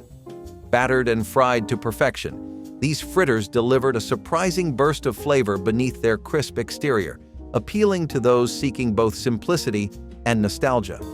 Indeed, historians note that canned luncheon meat was first introduced in 1937, catching on due to its long shelf life and versatility. Some comedic enthusiasts even quip that Spam is the original instant classic, thriving under demanding conditions and limited resources. The popularity of Spam fritters skyrocketed during and after World War II, when cost-effective ingredients were essential and every leftover was highly prized. In present times, this dish proves that resourcefulness can taste remarkably good, particularly when served with tangy dipping sauces or fresh sides. The crispy edges, tender interior, and hints of smoky saltiness highlight the enduring attraction of a recipe that has traversed decades. Peanut butter and bacon sandwiches were a bold blend of sweet, salty, smoky magic. This was the kind of thing you picked up from a roadside diner or learned about from your cousin who swore it changed their life. You started with 2 slices of sandwich bread, white, wheat, whatever was on hand, and spread a thick layer of peanut butter across one or both. Then came the bacon, crispy, crumbled, or sometimes just whole strips laid right across the top. The peanut butter melted slightly from the heat of the bacon, turning sticky, rich, and deeply satisfying. Some folks added honey. Others used chunky peanut butter for extra crunch. But everyone who tried it agreed it should not have worked, and yet somehow it did. It was filling, affordable, and had just enough rebellious charm to make it feel like a treat. Whether served at summer cookouts, tucked into lunchboxes, or snuck in as a late-night snack, this sandwich was a forgotten favorite that deserved a second chance. And if you thought that flavor combination was bold, the next dish takes shredded lunch meat, coleslaw dressing, and wraps it up in a tortilla that screams 1985. Throughout the hardships of the Great Depression, creativity in the kitchen became as vital as bread itself, leading to culinary experiments that modern taste buds might find curious. Among these unusual creations was the humble yet surprisingly refreshing cucumber and sugar sandwich. Thinly sliced cucumbers lightly dusted with sugar, sandwiched between slices of bread. Sugar may seem extravagant for the 1930s, yet households often had small reserves carefully rationed for moments exactly like this, transforming bland cucumbers into something akin to dessert. Garden cucumbers, prolific and hardy, grew abundantly, becoming the unsung heroes of many Depression-era meals. Interestingly, cucumbers were favored because they matured rapidly, providing a dependable source of nutrition when pantry staples were uncertain. Clever homemakers discovered sprinkling sugar over cucumbers masked their watery blandness, turning a simple vegetable sandwich into an affordable treat. Even kids who usually avoided vegetables happily ate it. In fact, this unlikely pairing became popular enough to feature in homemaking pamphlets of the era, billed as a sweet sandwich children would actually finish. So, classic beef spaghetti isn't really one you need to rack your brain about too much. I'll tell you the practical reasons why this got so popular, and then we'll move on to some quality assurance. Spaghetti was one of the cheapest things to get, and it meant that you could be as full as you can be on a budget. It also meant that you could spin your dinner any number of ways thanks to all the variety that comes with spaghetti. On the other hand, it was a lot of carbs and no protein, and that just can't fly. What's an easy fix? Take advantage of the booming convenience food industry and live in the lap of comfort. people started using cheap canned beef along with their spaghetti to make up a meal in a hurry, and it was often one of the best low-effort recipes you could go for. Of course, it wasn't necessary to do it that way. You could go the hard route and prepare your beef from scratch, use high-quality spaghetti, and really put out all the stops. However, a lot of people had this as dinner so frequently that most home cooks, especially grandmas, just stuck to the low-effort versions of it. Ketchup noodle curls were the kind of thing that made no sense on paper, but made perfect sense in a hungry kitchen. You took whatever noodles you had, elbow macaroni, spaghetti, broken up ramen, boiled them soft, tossed them in a pat of butter, and then squeezed on a generous swirl of ketchup. That was it. Dinner, or lunch, or maybe even breakfast, depending on how tight things were. It was the ultimate back pocket recipe, born from the kind of pantry that always had just enough but never more. Some added a sprinkle of cheese if they had it, others went wild and cracked in an egg. But most just kept it plain and honest. It was the dish you made when time ran out and money did too. If you have never had ketchup noodles before, do not knock it until you try it. And if you thought that was scrappy, just wait until you see what happens when fried rice meets the humble lunch meat hero of the pantry. In countless family kitchens, speedy rice pilaf stands as a testament to how resourcefulness can satisfy palates in minutes. Historically, pilaf traces back centuries to Middle Eastern and Central Asian cuisines, though it found renewed popularity across the United States as packaged convenience foods gained momentum in the 20th century. Some comedic observers say it's a dish that never retires, showcasing staying power in households across the country. At its core, this recipe relies on briefly sautéing onions in a dash of oil, then combining quick-cooking rice with flavorful spices, ensuring a well-rounded taste without prolonged stovetop watch. The resulting texture is fluffy yet distinct, offering a balance of softness and gentle bite that appeals to all ages. Nostalgia emerges when recalling mid-century TV commercials that championed instant rice, promising a perfect side dish ready faster than a station break. Today, home cooks still appreciate its no-fuss approach, which requires only basic ingredients and minimal monitoring. The convenience resonates with those juggling busy schedules, who often joke that any dish requiring more than 10 minutes conflicts with precious downtime. Exotic fruits like bananas became virtually unattainable luxuries during the economic hardships of the 1930s, prompting desperate yet brilliant substitutions from ordinary American pantries. Enter the mock banana sandwich, cleverly disguising boiled mashed parsnips sweetened with sugar and a dash of artificial banana flavoring. Parsnips, previously overlooked root vegetables that thrived in backyard gardens, found unexpected stardom in this culinary sleight of hand. Housewives quickly realized their earthy taste softened when boiled, making them surprisingly receptive to imitation fruit flavors. Banana extract, once used sparingly in desserts, was suddenly celebrated for turning humble parsnips into a believable tropical treat. It's ironic that parsnips were elevated from root cellar obscurity to sandwich fame simply because real bananas became too costly for most American tables. Historical records show these sandwiches appeared regularly in Depression-era cookbooks, praised as creative alternatives that allowed families to maintain dietary variety despite limited budgets. Of course, modern taste buds might question whether parsnips truly captured the banana experience. After all, impersonating fruit is tough business. But many Depression-era children reportedly enjoyed the illusion enough to ask for seconds. Something that you can associate both with how often it was made in homes and with diner culture is probably skillet pork chops. You'd go out to any roadside diner and see this on their menu, and most of the time it was pretty good for the almost too reasonable price point. On the other hand, when your grandma started making this at home, you knew you were in for either a big celebration or a really good time. Pork chops are always in the hearts of people as this messy, rustic, and explosively flavorful Southern dish that you just always have whenever you're visiting family.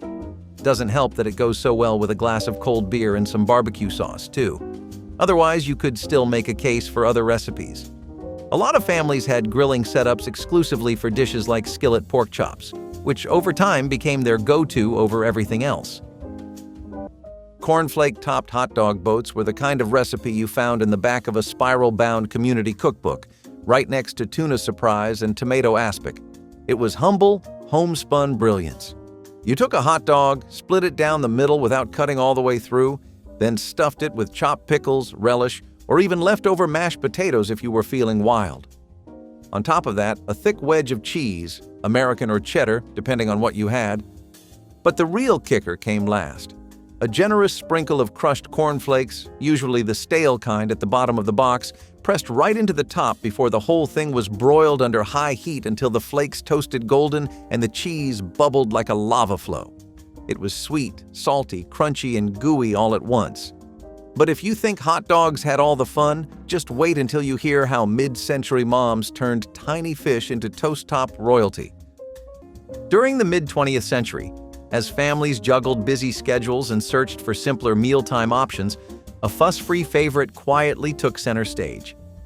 Known as tuna cracker salad, this quick combination of canned tuna, diced pickles, and creamy mayonnaise served atop crunchy crackers delivered both convenience and an unexpected burst of flavor.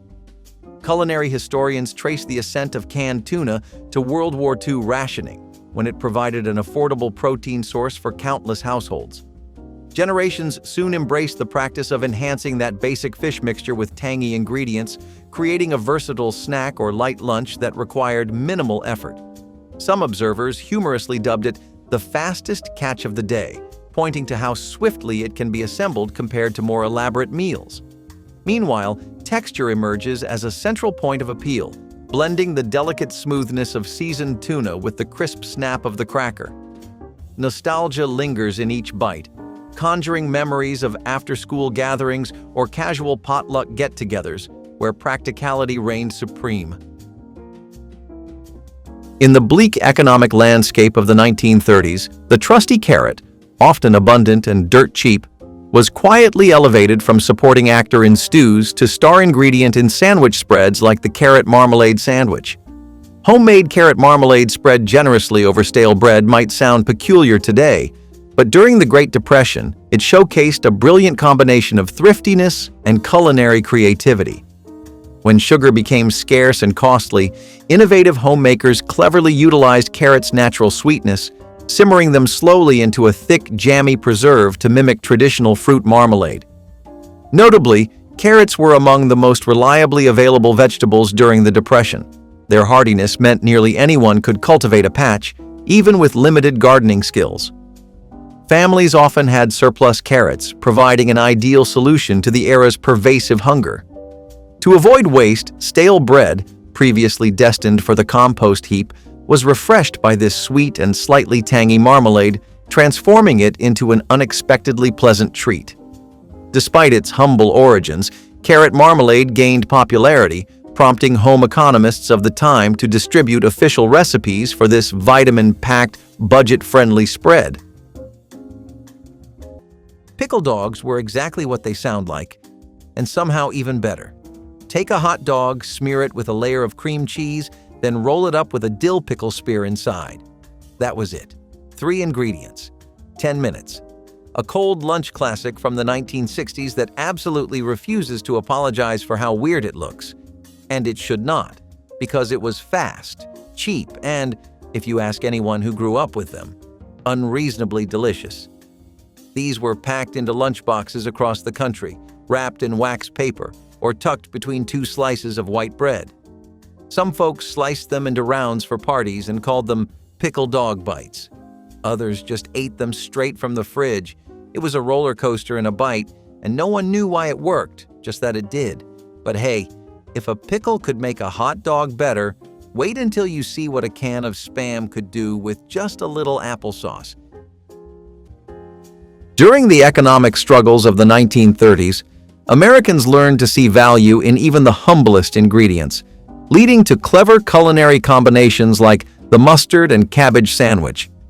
Shredded raw cabbage tossed with spicy mustard transformed a simple vegetable into a crunchy, tangy filling that made eating on a budget more palatable, literally.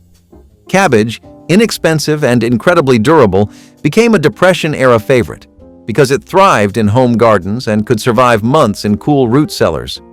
Food guides frequently promoted cabbage as a cheap source of vitamins, humorously dubbing it poor man's medicine, though perhaps the medicine metaphor came partly from its powerful aroma. Pairing this everyday vegetable with mustard wasn't accidental. Spicy mustard, affordable and packed with flavor, had a unique talent for making bland food suddenly appealing. Cookbooks of the era praised mustard as a versatile condiment, often highlighting its ability to rescue dull dishes. The pairing was smart, as the sharpness of mustard perfectly balanced the mild, crunchy cabbage. On the other hand, if you wanted to have a summer dish that really put you in the mood for the season, there wasn't anything better to go with in the 1950s than huli huli chicken wings. This Hawaiian dish pays homage to the state's incredible love of all things grilled and the harmony between the sweet and the savory. Huli is the Hawaiian word for turn, and it refers to the act of turning a chicken while you're grilling it on the spit to make sure that you get perfectly even cooking. Some of the influences in this dish are Asian, but a lot of it is also pretty strictly Hawaiian. I mean, it uses pineapple juice after all. It does use a lot of marination though, with the most extreme recipes even asking you to leave it up overnight. You have your typical culprits in ginger and garlic, but it also uses a lot of chili peppers to add a spicy kick to it. The marination really helps the case for huli huli wings because it means that it's extremely hard to outdo these in terms of flavor. They're honestly one of the best meals you could have at a party. Of course, our grandmothers always knew how to switch up each dish. To elevate the recipe itself, they would often brush the wings with extra marinade while grilling, creating a sticky, caramelized glaze that was irresistible. Served with a side of fresh coleslaw or grilled corn, huli huli chicken wings embodied the vibrant flavors of Hawaiian cuisine. The smoky char from the grill combined with the tangy sweetness of pineapple juice made this dish a standout at summer gatherings. It wasn't just about the taste. It was also about the fun of outdoor grilling and the festive vibe it brought to any dinner grandmas in the 50s did. In a world where quick meals often reign supreme, few dishes marry efficiency with broad appeal as effortlessly. 10-minute chicken salad offers a swift solution for lunch or dinner, delivering hearty flavor without prolonged preparation. Culinary historians trace the general concept of chicken salad back to 19th century American cookbooks, though it gained greater traction in households once conveniently pre-cooked poultry became commonplace. Creamy dressing, crisp celery, and succulent meat provide an enjoyable interplay of textures, while the addition of fresh herbs or a sprinkle of pepper imparts a gentle lift to each bite. Certain enthusiasts quip that it's the ideal way to use up leftover produce and still come across like a gourmet magician. Nostalgia surfaces in memories of summer picnics, when this simple dish reliably pleased children and adults alike. Economical ingredients keep it accessible, appealing to those who recall an era when wasting food was frowned upon and clever resourcefulness thrived. Modern shortcuts, such as rotisserie chicken or prepared veggies, further underscore its speed and convenience, ensuring that even packed schedules can accommodate a homemade meal. Tang pie cups were the wild little treat you never knew you needed. Picture this: whipped topping, condensed milk, and a few spoonfuls of tang orange drink mix blended into a citrusy, sweet mousse, then spooned into graham cracker crusts or little jelly jars. It was a dessert that looked fancy but cost nearly nothing, and it rode the coattails of America's obsession with all things space age. Tang had taken over breakfast tables thanks to the astronauts, and homemakers wasted no time figuring out how to turn it into a treat. These pie cups became a weeknight sensation, showing up at potlucks, lunchboxes, and after-school kitchen counters. They chilled fast, set firm, and could be made in bulk. It was retro dessert science, and it worked. But if you thought dessert with a powdered drink was impressive, let us take a sharp turn into something far more savory and just as strangely satisfying. Few breakfast options demonstrate how swiftly a straightforward idea can become an enduring classic, quite like Sardine Toast. Although the precise origin of this nostalgic treat remains debated, many families remember discovering it in mid-century cookbooks, where easy instructions and common ingredients led to universal popularity. By quickly scrambling fresh eggs and layering them over crisp, buttered bread, this dish embodies impressive speed and convenience, Recipes of the 1950s often praised its capacity to fuel energetic mornings, especially when garnished with a dash of paprika or chopped chives. The texture showcases a satisfying contrast: fluffy eggs perched on warm, crunchy toast that yields a gentle snap with every bite. Some lightheartedly remark that it's the perfect way to dress up a plain slice of bread without resorting to fancy equipment or time-consuming techniques. Modern cooks value its simplicity and accessibility, recognizing that a few cracked eggs and basic seasonings can create a wholesome meal within minutes. Nutritional experts point out that eggs provide quality protein, fueling busy schedules on hectic weekdays. In Depression-era kitchens, dessert leftovers found new life as inventive sandwich fillings, notably the sweet yet tangy vinegar pie filling sandwich.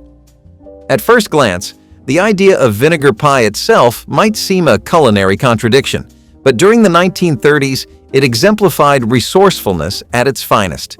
Traditional fruits like apples or cherries grew scarce and pricey, compelling cooks to mimic their tart flavors using vinegar, sugar, and simple pantry staples. Homemakers discovered that leftover filling, sweet, tart, and silky, could transform plain bread slices into unexpectedly delightful sandwiches. Surprisingly, vinegar pie's popularity was well documented, featured regularly in women's magazines and cooking columns, praising the ingenuity behind making pies without fruit. Jokes circulated that vinegar pies were an acquired taste, but one gladly acquired when wallets stayed empty and stomachs demanded satisfaction. Beyond mere novelty, this filling cleverly balanced flavor profiles, providing sweetness from sugar and a satisfying tartness from vinegar, which together could fool the palate into tasting apples or lemons. Country chicken and gravy is pretty much as South as you can get. It's always been a staple up there, and for good reason too. There aren't many things that go this well with corn, green beans, buttermilk biscuits, and mashed potatoes. That pretty much covers the extent of the sides available in the South anyway. Jokes aside, it's one of the healthiest recipes to keep in your rotation and a great one to include if you're trying to see some gains at the gym. It's simple enough, takes little work, and on top of that, you end up with something that you can pair up with just about anything. This is also why a lot of grandmas chose this recipe and why it got so popular. You could pretty much always work with what you had and not have to go on a grocery trip just to make the recipe work. If one day you didn't have beans, you could always just go for mashed potatoes. If you were feeling a bit more celebratory, you could even go all out and bake an apple pie to go with it. There wasn't any shortage of combinations that this recipe worked with. Frosted flake-crusted French toast was a Saturday morning miracle. 1 part sugar rush, 1 part leftover management. You took stale sandwich bread, dipped it into a simple egg and milk batter, and then pressed each slice into a plate of crushed frosted flakes. The sugary coating clung to the surface like armor, and once you dropped it into a hot buttered skillet, the flakes crisped up into a golden caramelized crust. The result? Crunchy outside, fluffy inside, and way more exciting than your standard diner-style French toast. Syrup was optional. Powdered sugar was a bonus. And the dish had a way of turning even a sleepy kitchen into something that felt like a diner from a television show. The best part was that it cost next to nothing, and it tasted like it cost a fortune. But if you thought breakfast was done being weird and wonderful, just wait until you meet the ring of Bologna that cradled your egg like it was meant to be there. Retro tuna salad cup, once a favorite on 1950s buffet tables, epitomizes the synergy between quick assembly and gratifying flavors. Historically, tuna skyrocketed in popularity after World War II when canned fish became a dependable staple in countless American households. The dish's appeal lies not only in its minimal ingredient list, but also in the crisp, refreshing texture that contrasts vibrantly with the creamy filling. Experts have often praised tuna's generous protein and essential nutrients, while home cooks appreciate the ability to whip up a family-friendly lunch with minimal fuss. Some quip that it's one of the few items that can hide wilted lettuce's questionable state, although a freshly washed bed of lettuce is always recommended. Indeed, the concept of presenting individual servings in lettuce cups dates back to an era enamored with elegant simplicity, an era that prized wholesome comfort over showy extravagance. By capitalizing on the combination of mayonnaise, crunchy celery, and subtle spices, this preparation delivers a taste that feels both nostalgic and contemporary.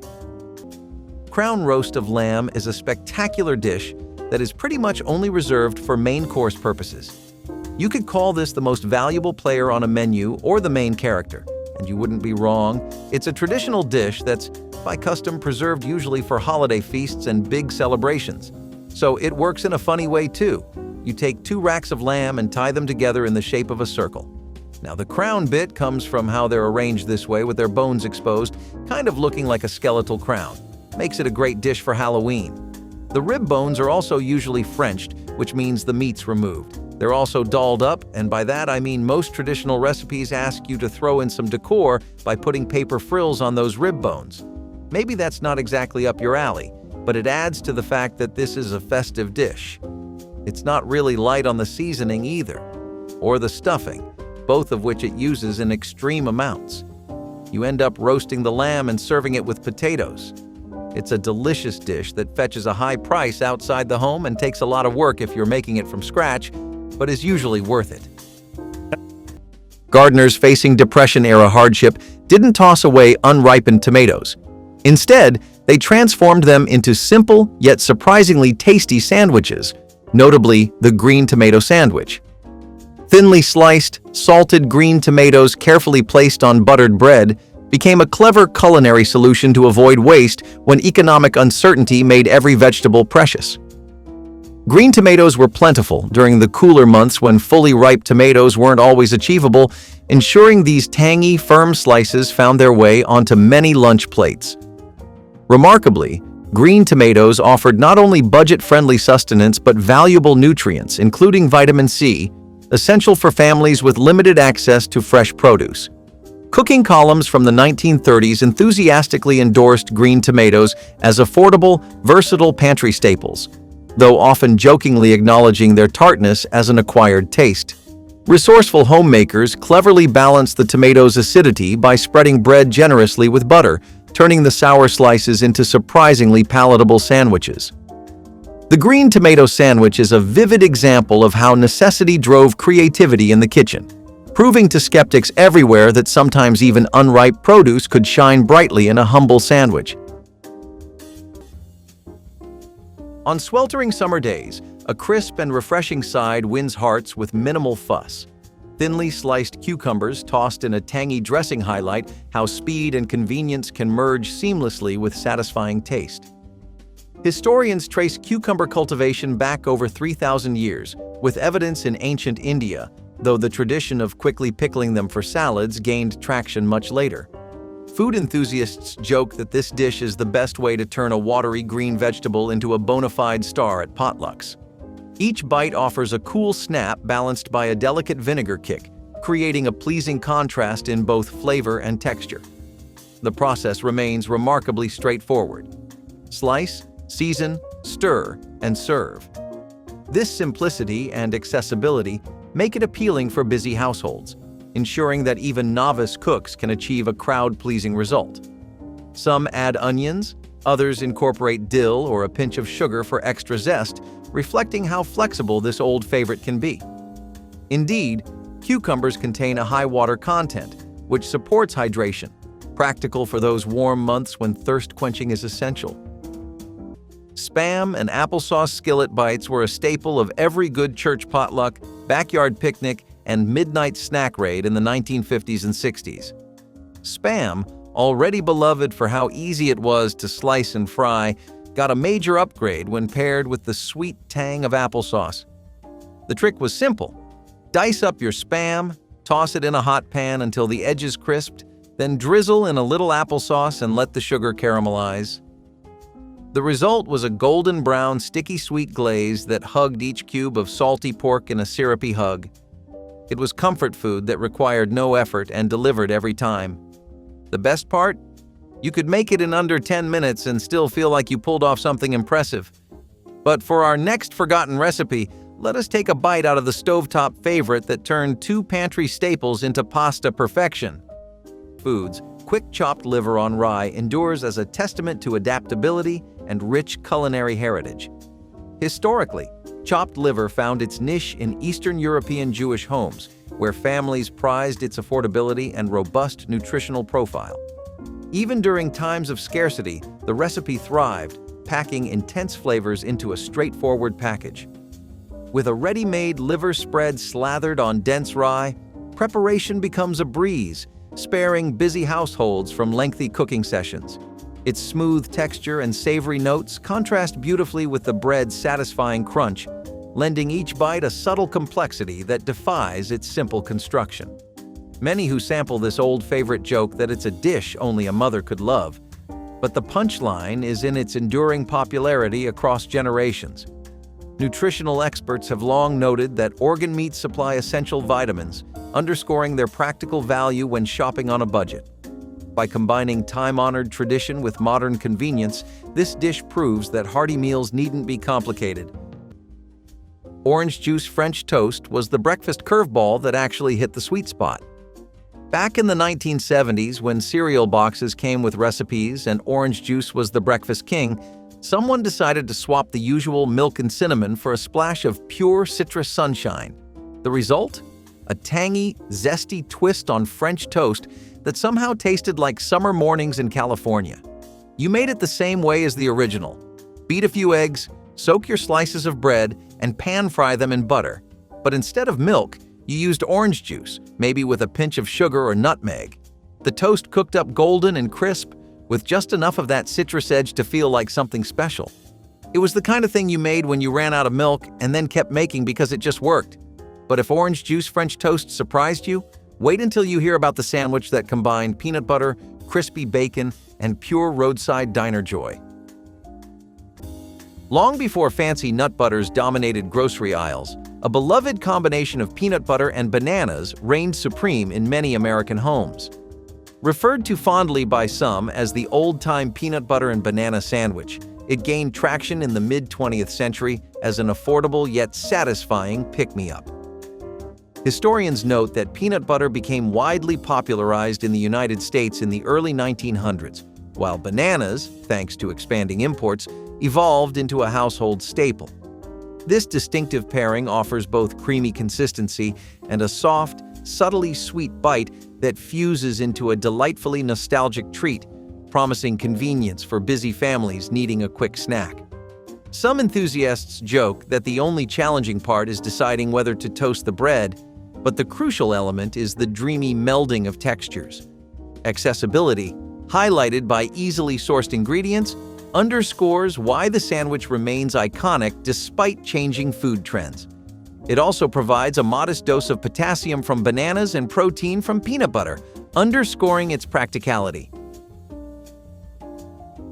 When Depression-era households craved ham sandwiches but found their wallets emptier than the pantry, cooks turned to an inventive stand-in: the mock ham sandwich, cleverly crafted from slices of canned luncheon meat, seasoned and fried to taste surprisingly like ham. Luncheon meat, an affordable, shelf-stable canned pork product, quickly became essential in kitchens during the economic struggles of the 1930s. Initially viewed skeptically, homemakers discovered that a little ingenuity with seasoning could convincingly transform canned meat into a delicious ham substitute, saving both pride and pennies. Seasoned lightly with brown sugar or cloves, then crisped in a skillet, this economical alternative provided families the illusion of a savory deli sandwich even when the nearest delicatessen was financially unreachable. Historical cookbooks and newspaper columns enthusiastically promoted luncheon meat as a reliable budget saver, humorously advising cooks to season liberally, since anything tastes better fried. Remarkably, luncheon meat surged in popularity during the Depression precisely because it was both accessible and adaptable, often distributed widely as government aid. Remember how I told you that all things gelatin were becoming increasingly popular? Kelly's Ham JellO Salad is a wonderful showing of that. It shows you how much fun people wanted to have in the 20th century with their food, and I think I know why. After decades of rationing and only making the most practical, frugal, budget-saving meals people could think of, I think it was extremely cathartic letting their culinary creativity loose and trying all sorts of new wacky combinations. This ham JellO salad actually managed to stick to the wall rather than miss, because it did extremely well at potlucks, family events, and all kinds of parties. It was a molded gelatin dish that used shredded ham and ingredients like pineapples and olives in a molded gelatin base. I know that just sounds like the most random assortment of ingredients ever. I mean, seriously, ham with olives? Pineapple? Celery? Who thought of this? I need to thank them. I never knew these ingredients could work so well with each other, and I don't think a lot of people would have known that fact either if not for this salad.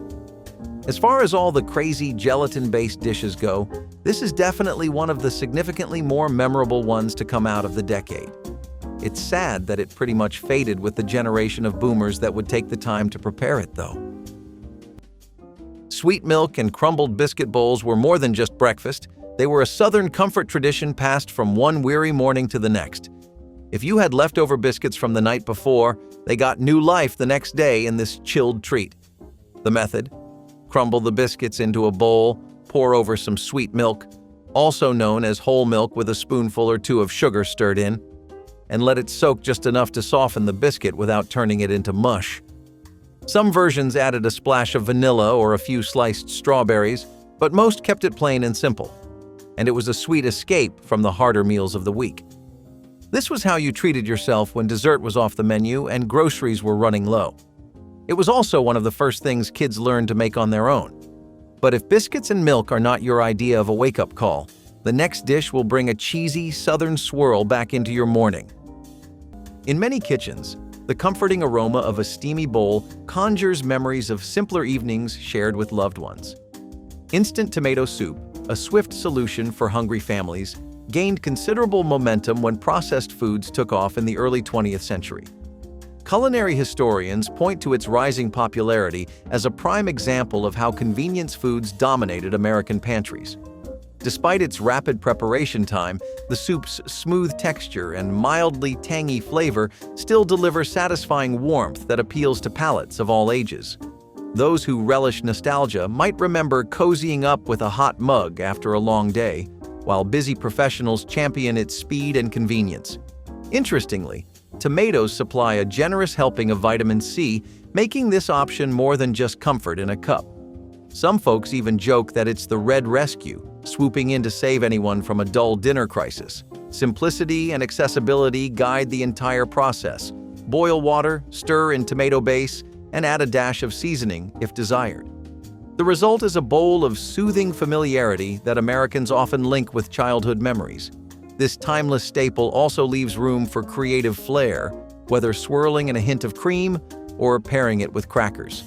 During the lean years of the Depression, when even cheese was considered an extravagance, families creatively relied on homemade dairy products to fill their sandwiches.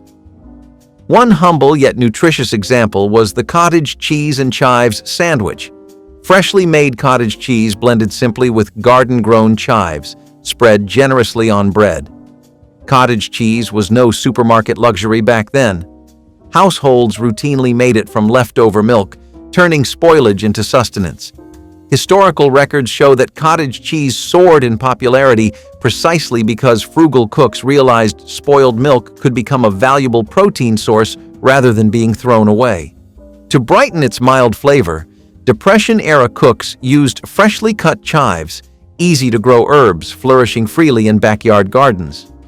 Chives added a pleasant onion-like bite to the otherwise bland cheese, creating a sandwich filling that felt like culinary innovation despite its simplicity.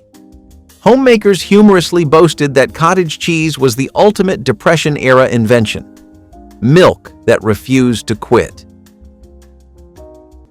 Canned chili and oyster cracker casserole was the dump-and-bake dinner that did not ask questions. It just showed up and did the job. You started with a can of chili, any kind, beans, no beans, spicy or mild, and poured it into a baking dish. Then you took a couple handfuls of oyster crackers, those tiny round ones from the soup aisle, and scattered them over the top like breadcrumbs. Some families added cheese, shredded or sliced, just enough to melt into the crevices. Others tossed in chopped onion or whatever stray vegetable was about to turn in the fridge. Into the oven, or the toaster oven, it went for just a few minutes. The crackers crisped up, the chili thickened, and suddenly you had something that tasted like it took hours, but barely lasted 10 minutes. It was perfect for cold nights, quick lunches, or feeding a group with a single can and some dry goods. And the best part? It cost less than $1, but never felt like a compromise. Of course, if you are a fan of turning pantry staples into something creative, just wait until you see what happens when you pour leftover potatoes into a waffle iron. In Depression-era kitchens, yesterday's breakfast porridge could become today's lunch sandwich, thanks to an inventive approach known as the oatmeal patty sandwich. Resourceful homemakers combined leftover oatmeal with chopped onion and simple seasonings, shaping them into patties fried crisp in skillets.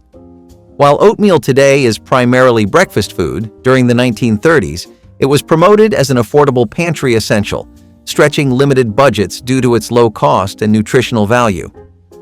Housewives jokingly remarked oatmeal's versatility was unmatched. It could feed you at dawn, reappear at noon, and somehow still taste different each time. Historical cooking guides enthusiastically recommended oatmeal patties as mock meat alternatives, cleverly imitating sausage texture without the expense of actual meat. Adding onions, readily available from backyard gardens or root cellars, provided flavor and depth, elevating simple oatmeal from bland necessity into something surprisingly satisfying. Once crisped in a skillet, these patties became sandwich-ready, easily slipped between slices of bread and served hot, making oatmeal suddenly exciting, words rarely uttered together. Cold spaghetti sandwiches were the working man's reward, packed into wax paper and brown bags from coast to coast. Imagine last night's spaghetti, tangled, chilled, and maybe even a little stiff, scooped directly onto white sandwich bread, folded over, and eaten without apology. It was not warmed up, it was not fancy, and it was never pretty. But it filled you up, and it did not cost a thing. There was no wrong way to build it, just leftover pasta and the kind of bread that left crumbs on your shirt. This was the lunch of truck drivers, factory workers, and after-school kids who could not wait for dinner. It was cheap, fast, and endlessly repeatable. And when times were tight, this sandwich was exactly the kind of thing that reminded people that a full belly mattered more than perfect flavor. Still, if cold noodles on bread are a stretch for you, the next dish took a canned meat spread and turned it into something hot, melty, and surprisingly satisfying. Cornmeal, the affordable cornerstone of many Depression-era pantries, regularly transformed from bland porridge into crispy delights. One creative result was the cornmeal mush sandwich, a hearty sandwich featuring leftover cornmeal mush fried until crisp, then placed snugly between bread slices. Though today's diners might chuckle at the idea of mush becoming sandwich-worthy, during the Great Depression, cornmeal mush was more than an economical meal. It was practically survival food, providing necessary calories at minimal cost. Resourceful homemakers routinely prepared large batches, knowing the leftovers, once cooled and firm, could easily be sliced and fried for future meals. Historical newspapers frequently touted cornmeal as the American staple, humorously reassuring housewives they could count on cornmeal mush in lean times, even when neighbors proved less reliable. The cleverness came when leftover mush was fried, converting it from a monotonous dish into an appealing, crunchy patty that gave texture and flavor to humble sandwiches. Instant mashed potato waffles were the kind of recipe that made you feel like a kitchen wizard. You started with leftover instant mashed potatoes, the kind made from flakes and hot water, probably from dinner the night before. Stir in an egg, maybe a little flour or shredded cheese if you had it, and season with salt, pepper, or whatever spices you trusted.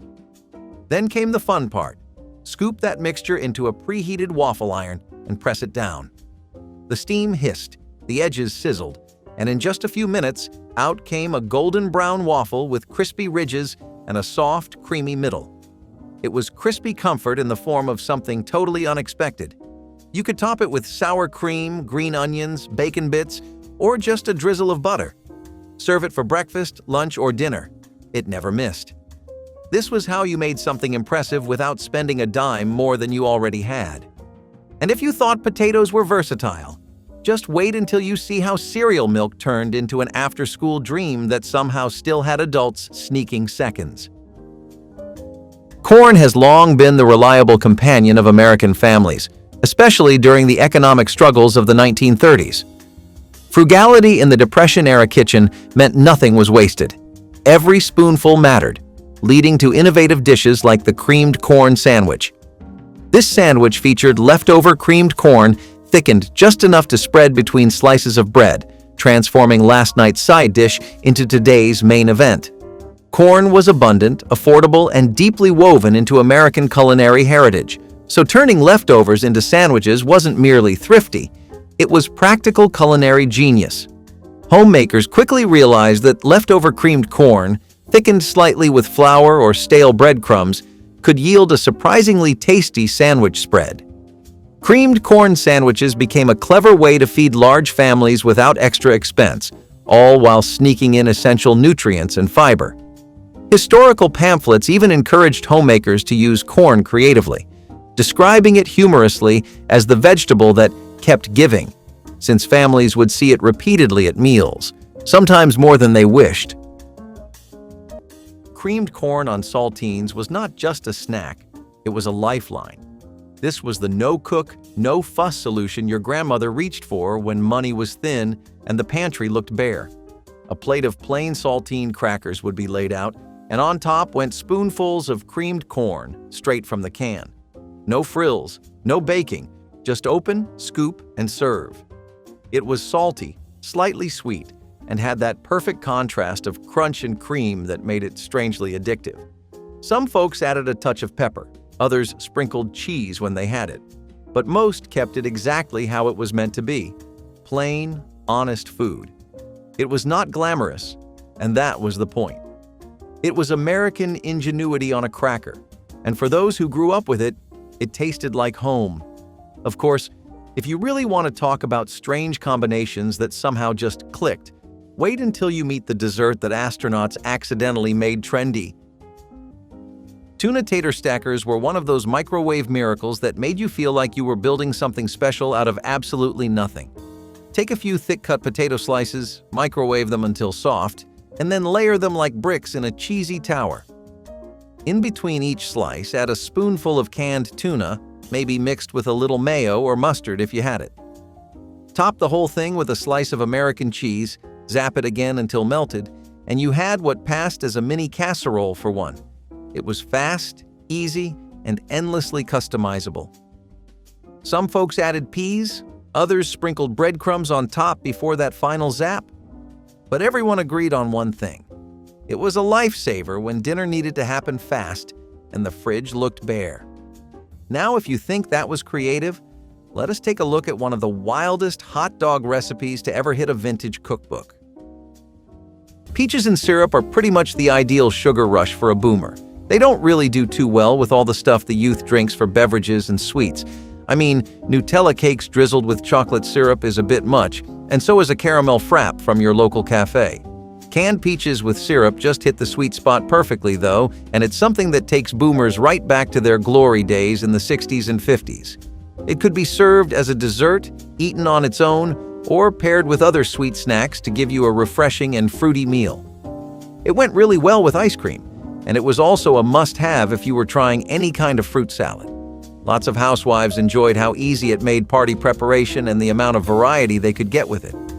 You could serve up to 2 dishes made using these instead of ordering out, saving time, money, and a lot of mental energy. Peaches in syrup were not only a pantry staple, but also a symbol of convenience and creativity in the kitchen. They were a key ingredient in boomers' favorites like peach cobbler, upside-down cakes, or even JellO molds that were centerpieces at every potluck or party. Beyond desserts, they found their way into savory dishes too, with ham and peaches being a surprisingly popular combination. The syrup itself was a treat when poured over pancakes, waffles, or even blended into drinks for a quick burst of flavor. I truly get the boomers' vision. Let's just forget about steak dinners. Canned fish was really the MVP during the Great Depression. Cheap and convenient protein for families on razor-thin budgets came in the form of sardines, salmon, and even mackerel. which found their way onto dinner tables across America. The ultimate grab-and-go meal was sardines packed in oil or water, straight from the can, smashed onto bread, or spread with a little mayo and a lot of hope they could be eaten. Canned salmon was a heartier option for casseroles, patties, and soups, stretching one can to feed an entire family. The salty, slightly fishy flavor wasn't for everyone, but when you were hungry, you didn't complain. There were other advantages to canned fish as well.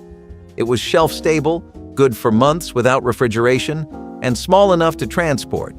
A favorite with travelers, hobos, and relief workers, it was a meal that even the most transient lives could count on. Canned fish is still around today, but it's not what it used to be. But in the 1930s, it was a lifesaver, showing that even the smallest catches could mean the biggest difference when times were tough. Now, who can go without some canned salmon? Funny enough, it's crabs and salmon that are actually some of the most expensive seafood you can get in the modern world. Back in the time of our boomer parents, they were such common catches thanks to the ever-so-lively fishing industries that it was impossible to spend a day without smelling some salmon down the block, especially if you were living in coastal cities. Pretty much everyone in those areas relied exclusively on meats like this to get by, and they had the nicest ways of preparing them too. You'd never get a bad bloat going that would make you want to stay indoors off of steamed or grilled salmon with rice. Plus, it helped that back then, we were still very much into exploring what other people and communities were cooking. So there were all these different ways of making salmon that never crossed anyone's mind before. People were suddenly experimenting, and there was enough of the stuff to go around. You've heard of buying store-bought pies and getting up to a serious baking session. Let me introduce you to canned and frozen pies, which were savory delights that were filled with meat. Usually, you'd get more beef and chicken than you bargained for with these, but sometimes they'd come in fruity flavors too because, towards the end of the boomer generation, plant-based and vegan eating was starting to pop off. It was really a wonderful time when this first dropped, though. People were suddenly starting to have their most favorite comfort food available to them in the most convenient ways. Going to the store to pick up a pie was a treat, in more ways than one. It was nice to have something so familiar on hand like that. Powdered milk was there to step in when fresh milk wasn't an option. Powdered milk was a marvel of food science, transforming surplus dairy into a shelf-stable product that didn't require refrigeration, a crucial feature for families without electric iceboxes during the Great Depression. Technically, a few scoops of powder whisked into the water made a liquid that resembled milk. The taste was more chalky than creamy, and the fresh stuff had a richer flavor. But powdered milk wasn't about luxury. It was about survival. It was a base for soups, sauces, and baked goods, making it one of the most versatile Depression-era pantry items. Families with children found powdered milk especially important because it meant kids got a steady supply of calcium and protein, even when fresh dairy was not available. It was also affordable, which meant it became a favorite among relief programs, which distributed it to struggling households. Powdered milk was a lifeline for families living far from the nearest dairy farm in rural areas where refrigeration was scarce. Today, powdered milk is used mostly for emergencies and backpacking trips, but it played a big role during the Great Depression. It was a symbol of ingenuity and resilience, taking something as simple as milk and turning it into a survival tool in a world of scarce resources. Spaghetti, canned or dried, was just as available as hot dogs were, and equally in style. Again, we have to thank Chef Boyardee for doing community service on a national scale with these. Pre-cooked, tomato-based spaghetti for a few cents, canned and fresh. This is what modernization is all about. What's the point of all this fancy tech if we can't make eating food twice as easy as it usually is? Plus, you were getting some pretty good spaghetti. There were lots of concerns among new customers when this first dropped, because if something's mass-produced, it's likely that they're cutting corners somewhere or adding something to it in the name of additives and preservatives. But here, what you saw is what you got. It really is just spaghetti that could work for children or adults. People could have a cute date night at home with some spaghetti or feed their crying children immediately, and both would work. Chef Boyardee's was really the most popular pick by far for any kind of spaghetti-based dish, though. Out of all the canned spaghetti you could get, it was only Boyardee's that would have that perfect consistency. It wasn't overly tomato-y, not was it too creamy. The sauce wasn't thin, it knew how to do just enough, not too much or too little. You could reheat this in a microwave if you had one, or just pop open the stove and you'd be ready to eat a pretty serviceable plate of spaghetti. Plus, those bright red Chef Hector Boiardi pictures really worked wonders for the packaging. Just caught your eye in a store like nothing else. Would that work on you today, though? Or are we feeling lighter colors with packaging nowadays? Evaporated apples came to the rescue when the orchard was empty and fresh fruit was a distant memory. These dried slices were a Depression-era treasure, lightweight, shelf-stable, and could take a plain dish and make it special. During the cold months, fresh produce was scarce, and a jar of evaporated apples was worth its weight in gold. Evaporated apples could be rehydrated in water and turned into pies, crisps, or cobblers, bringing the essence of autumn to winter tables. In addition, they were also a sweet addition to oatmeal, pancakes, or even savory stews. Evaporated apples were different from canned fruits. They didn't need sugar or preservatives and were an affordable and natural choice for frugal families. The resourcefulness of the drying process itself was a testimony. Apples were often sliced thinly, and families would place them out in the sun or hang them on strings to air dry. Even bumper crops didn't go to waste with this low-tech method. The flesh and the core of every apple were used. Dried apples are today a popular snack, but during the Great Depression, they were a symbol of ingenuity. If any of these recipes stirred a memory or made you miss something you didn't know you'd lost, share your favorite, give a like, and subscribe.